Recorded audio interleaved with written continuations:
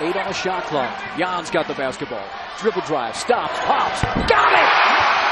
And he's on the floor as well.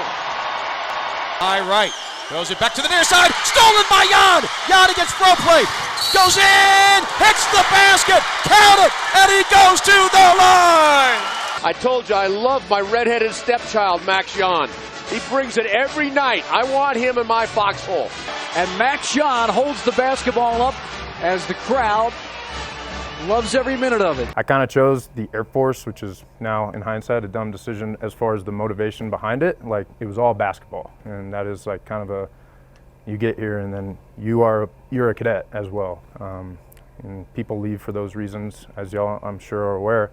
It's a difficult life, but I was motivated and fueled basketball, so I didn't care about flying. I didn't know what I wanted to do in military. But that decision in high school to go here, based on weird motivations as a teenager, was also the best decision of my life. I went through all 4 years here, was bitter, was just as salty as I'm sure all of you at some point are. I talked to some firsties, and all they can think about is the next month, just getting out. And they're so blinded of what is out there.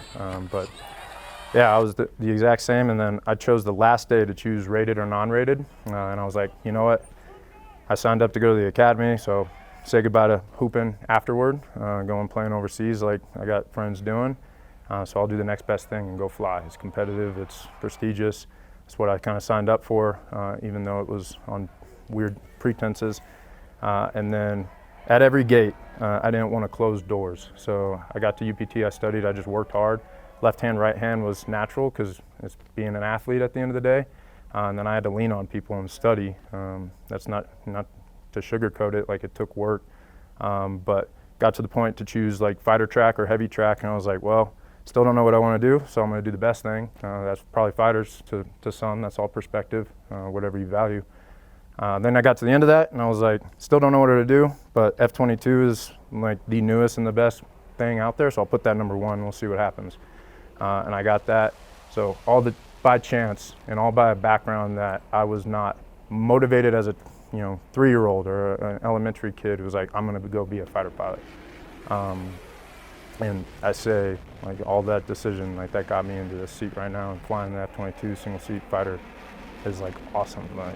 Those opportunities, but it was all because I didn't, want to close doors. At least just to relate, if any of y'all are that's why I came here, to hoop and play ball, and then I'm gonna 5 and dive and just get out and go put salt to the wound real quick by doing a little desk job and get out as soon as I can. All those people with that mentality, some of my best friends are still in, and they're doing great things.